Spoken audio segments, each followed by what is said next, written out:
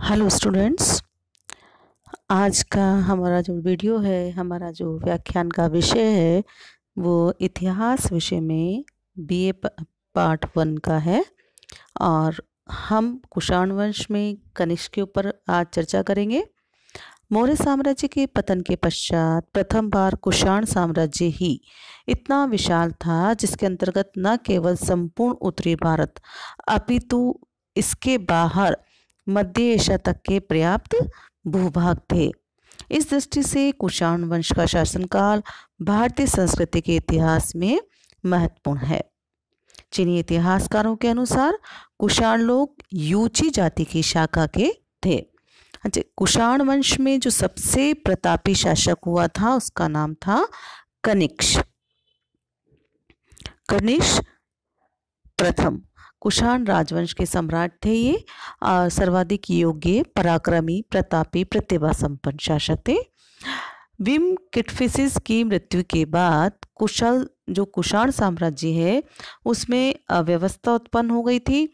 अनेक प्रांतपतियों ने sorter magus के नाम से शासन किया और 2 शताब्दियों की अराजकता के बाद विम फैटफिस की मृत्यु के 20 वर्ष बाद कनिष्क प्रथम का राज्यरोहण हुआ। इसके राज्यरोहण की इसका जन्म पुरुषपुर में हुआ था और निधन पेशावर में। धर्म हिंदू था। भारत में कुषाण साम्राज्य की जो नींव रखी थी या स्थापना की थी कुजुल कटफिस ने की थी। ये मध्य एशिया की यूची जाति के थे।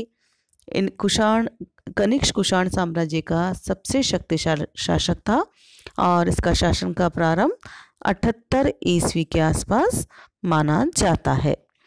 अब हम इसकी राजनीतिक उपलब्धियों के ऊपर चर्चा करेंगे। कनिष्क ने क्या क्या राजनीतिक उपलब्धियां करी। पहला, इसकी विजय के ऊपर चर्चा करेंगे। कनिष्क एक वीर योद्धा और महान विजेता था। वह बड़ा महत्वाकांक्षी था और अपने पूर्वजों की भांति अपने साम्राज्य की सीमाओं को दूर दूर तक विस्तृत करना चाहता था। इस दृष्टिकोण से प्रेरित होकर वह जीवन भर युद्धों में लगा रहा और अपनी विजयों द्वारा अपने साम्राज्य का विस्तार उसने किया। तो सबसे पहले जो उसकी विजय थी वो है कश्मीर की विजय। कलहन की राजतरंगिणी, ये एक इतिहास लिखने वाला है कलहन और उसकी पुस्तक का नाम है राजतरंगिणी। उससे स्पष्ट है कि कनिष्क ने कश्मीर जीतकर उस पर शासन किया और श्रीनगर के निकट कनिष्कपुर नामक एक नगर बसाया जो आज भी विद्यमान है। तो कश्मीर कनिष्क के विशाल साम्राज्य का अंग था, इससे ये सिद्ध होता है। दूसरा है साकेत और पाटलिपुत्र। बौद्ध ग्रंथों के अनुसार कनिष्क ने पंजाब को पार कर मध्य देश होते हुए पाटलिपुत्र पर आक्रमण किया और वहां के राजा को पराजित कर उससे युद्ध का हर्जाना मांगा। इस पर पराजित नरेश ने हर्जाने के बदले में बौद्ध विद्वान अश्वघोष और भगवान बुद्ध का जलपत्र भेंट किया और इससे कनिष्क क्या हुआ, प्रसन्न हो गया और उसे लेकर वो पेशावर लौट आए। किसने दिया था हर्जाने के तौर पर? पाटलिपुत्र। वहां के जो राजा था उसको उसने पराजित किया और उसने हर्जाने के रूप में बौद्ध विद्वान अश्वघोष और भगवान बुद्ध का जलपात्र भेंट किया। पार्थियनों पर विजय प्राप्त की। पार्थियन साम्राज्य और कुषाण साम्राज्य था, इसकी सीमाएं एक दूसरे से मिलती थी। पार्थिया का एरियाना प्रदेश इस समय कुषाणों के अधिकार में था, अतः पार्थिया अपने इस प्रदेश को कुषाणों से हस्तगत करना चाहता था पुनः। इसके अतिरिक्त बैक्ट्रिया के ऊपर कनिष्क का अधिकार था तथा वहां आने जाने वाले व्यापारिक मार्गों पर भी उसका प्रभाव था। परंतु पार्थिया अपनी समृद्धि के लिए मध्य एशिया के व्यापारिक मार्गों पर अपना प्रभाव स्थापित करना चाहता था। कनिष्क के पहले कुजुल कटफिस ने भी पार्थियनों को पराजित किया, अतः इन कारणों से वह पराजय का बदला लेना चाहता था और इसीलिए पार्थियन राजा ने कनिष्क पर आक्रमण किया, परंतु उसे कनिष्क के हाथों पराजित होना पड़ा। चीन पर विजय। चीन पर। चीनी जो सेनापति था पान चाओ, इसके नेतृत्व में चीन की जो सैनिक शक्ति थी उसमें अत्यधिक वृद्धि हो गई। पान चाओ एक महत्वाकांक्षी व्यक्ति था। उसने खोतान, काशगर, कशहर आदि को जीतकर संपूर्ण चीनी तुर्किस्तान पर आधिपत्य स्थापित कर लिया। पांचाओ की बढ़ती हुई शक्ति से कनिष्क चिंतित हो गया।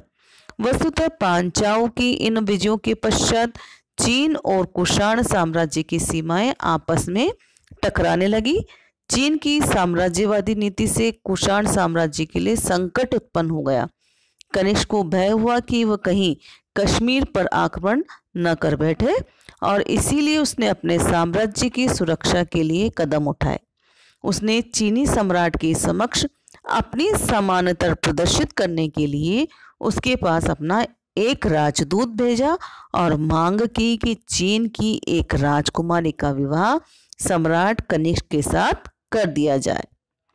ठीक है, परंतु चीनी सेनापति पांचाओ ने इस प्रस्ताव को न केवल अपने सम्राट के लिए वरन देश के लिए भी अपमानजनक समझा और कनिष्क के राजदूत को बंदी बना लिया। फिर क्या हुआ? परिणाम स्वरूप कनिष्क ने चीन के विरुद्ध युद्ध की घोषणा कर दी और अपने सेनानायक के अधीनता में 70,000 घुड़सवारों की एक विशाल सेना चीन भेज दी।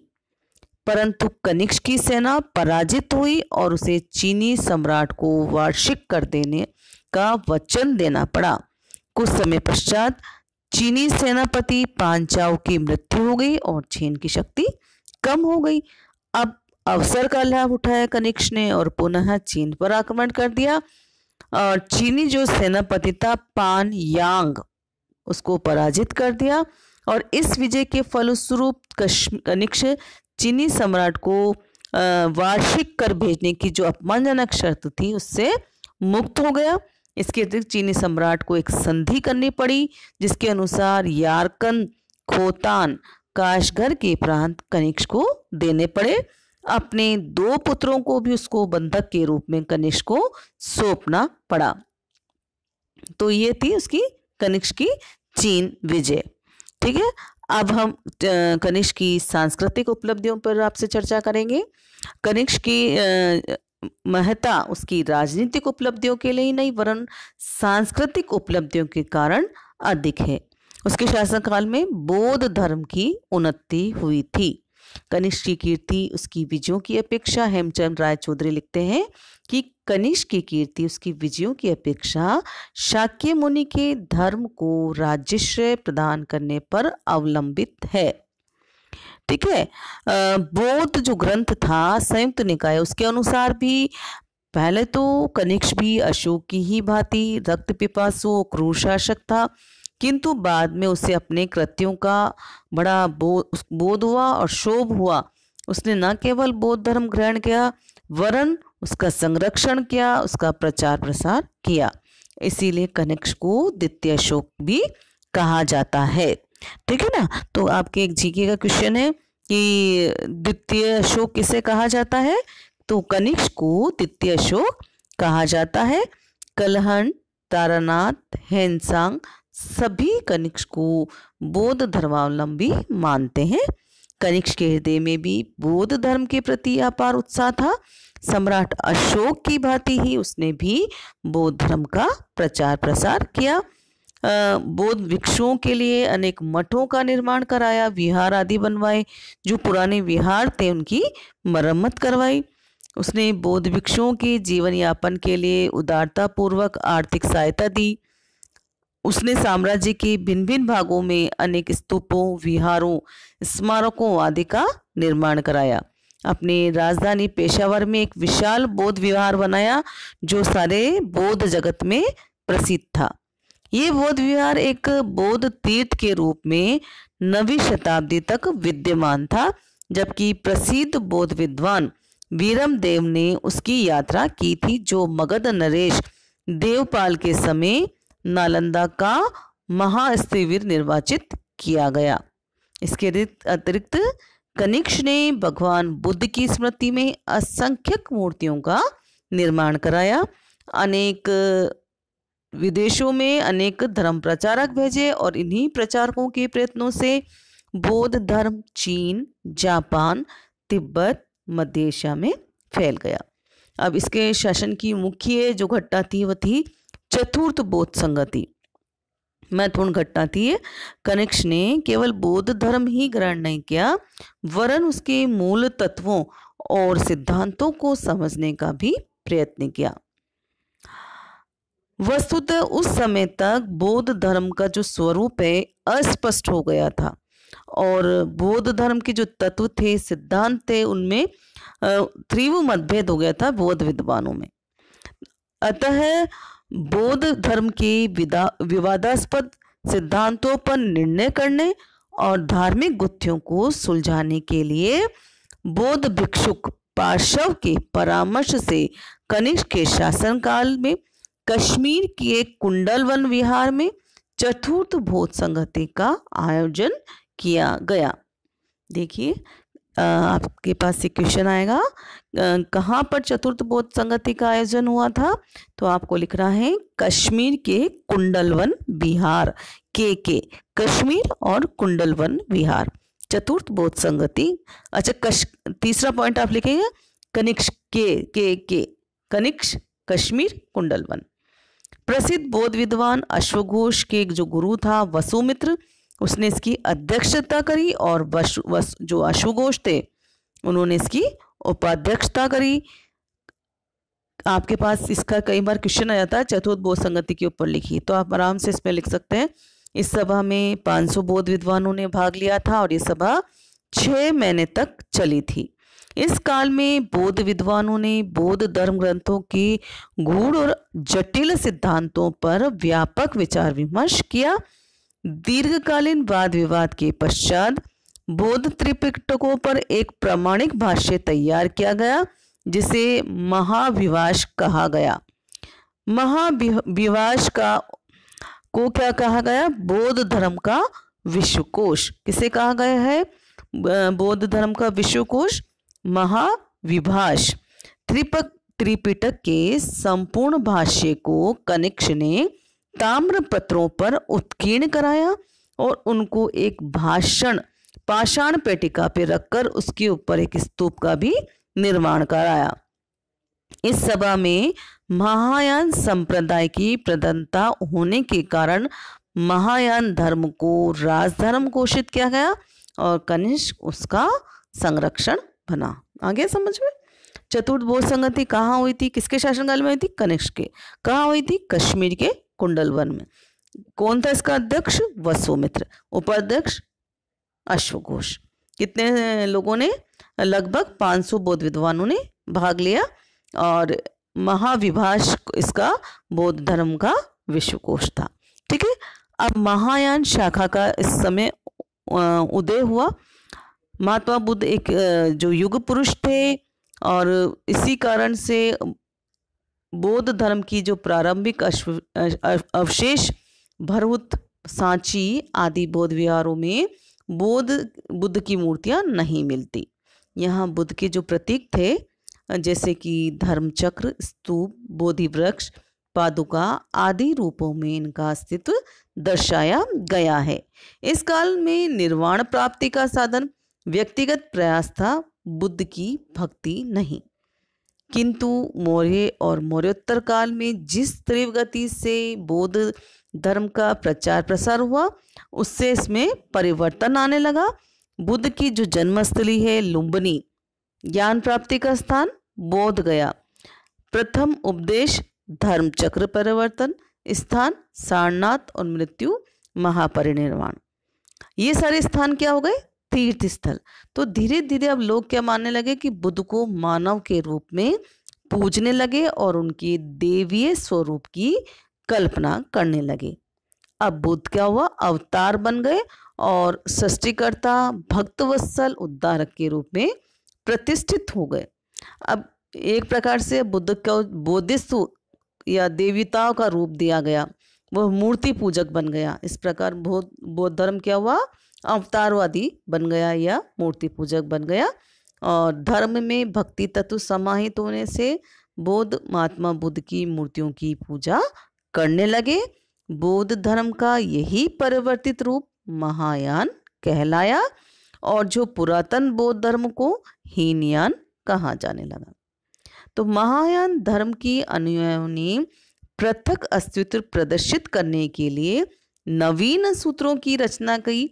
यही नहीं, उन्होंने बौद्ध धर्म की परंपरागत पाली भाषा को त्याग कर अपने ग्रंथों की जो रचना की वह संस्कृत में की। ठीक है। तो इस तरह से जब जहाँ मूर्ति पूजा का या बुद्ध को मूर्ति पूजक के रूप में देखा जाने लगा तो वह महायान रूप था। ठीक है। अब साहित्यिक प्रगति के बारे में हम चर्चा कर रहे हैं। कनिष्क के शासनकाल में साहित्य के क्षेत्र में भी उल्लेखनीय प्रगति हुई। कनिष्क विद्वानों और साहित्यकारों का आश्रयदाता था। उसके दरबार में उच्च कोटि के साहित्यकारों और विद्वानों सुशोभित रहते थे। उसकी राज्यसभा का जो सबसे महान साहित्यकार था वह अश्वघोष था। उसकी रचनाएं, उनके नाम हैं बुद्ध चरित्र और सौंदरानंद। सारिपुत्र प्रकरण नामक ग्रंथ की रचना भी उसने की थी। एक और विद्वान था उस समय, उसका नाम था नागार्जुन। उसने शून्यवाद के सिद्धांत की रचना की। उसने अपने प्रज्ञा पारमिता सूत्र में सापेक्षवाद का सिद्धांत का प्रतिपादन किया। वसुमित्र भी एक प्रसिद्ध विद्वान और दार्शनिक था। उसने महाविभाष शास्त्र की रचना की जो बौद्ध धर्म का विश्वकोश कहलाता है। चरक, ये कौन था? कनिष्क का राजवेद, और उसने चरक संहिता नामक ग्रंथ की रचना की जो चिकित्सा शास्त्र का एक प्रामाणिक और मौलिक ग्रंथ माना जाता है। कला के क्षेत्र में उन्नति। कनिष्क का शासनकाल भवन निर्माण कला और मूर्ति कला के विकास के लिए विख्यात है। उसे निर्माण कार्य में बड़ी रुचि थी। उसने अपने भवनों, स्मारकों, राजप्रसादों, मठों एवं मूर्तियों का निर्माण कराया और अनेक नगर भी बसाए। कश्मीर में कनिष्कपुर, तक्षशिला में सिरकप नामक नगर जो है कनिष्क के द्वारा बसाए गए थे। इसके शासनकाल में मूर्ति कला का भी विकास हुआ था और मूर्ति कला की गांधार शैली का विकास भी कनिष्क के समय हुआ था। तो गांधार शैली कनिष्क के शासनकाल में गांधार के नगर पुष्कलावती, तक्षशिला, पेशावर, ये सारे एक ऐसी मूर्ति कला का विकास हुआ जिसे गांधार शैली कहते हैं। आप गांधार शैली अच्छे से सुन लें। ये मूर्तियां सलेटी पत्थर की होती थी। इस कला के विषय भारतीय हैं, परंतु उसके निर्माण में यूनानी शैली का प्रयोग किया गया। इसीलिए गांधार कला को इंडो ग्रीक कला के नाम से भी जाना जाता है। क्वेश्चन आता है इंडो ग्रीक क्या है? तो इंडो ग्रीक है गांधार कला। इसकी मूर्ति जो है सलेटी पत्थर की होती थी और इसके विषय क्या होते थे? भारतीय, परंतु इसके निर्माण में यूनानी शैली का प्रयोग किया जाता था। महात्मा बुद्ध की जिन मुद्राओं को इसमें प्रदर्शित किया गया था वे भारतीय हैं, जैसे कि ध्यान मुद्रा, अभय मुद्रा, धम्म चक्र मुद्रा। ये सभी विषय क्या थे?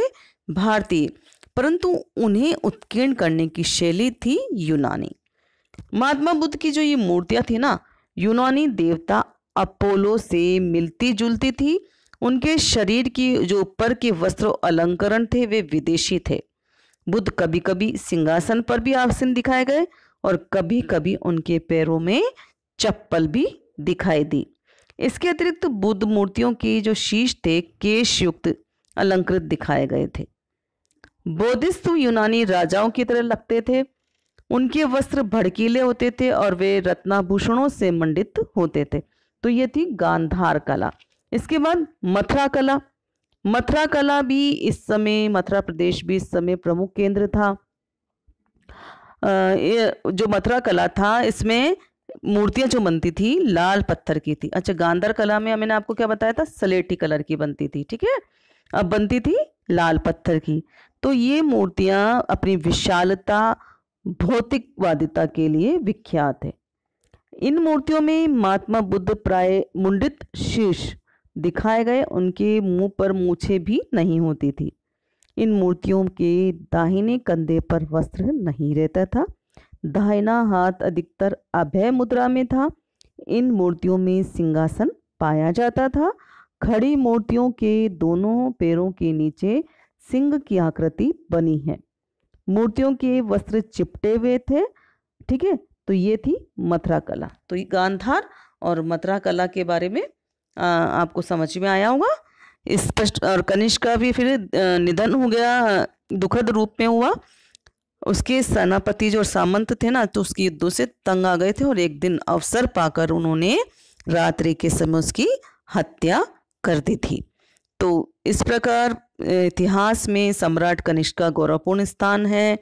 उसकी सैन्य सफलताओं में जहाँ हम उसकी तुलना चंद्रगुप्त मौर्य से करते हैं, तो धर्मपरायणता और बौद्ध धर्म के प्रति उत्साह में वो अशोक की याद दिलाता है।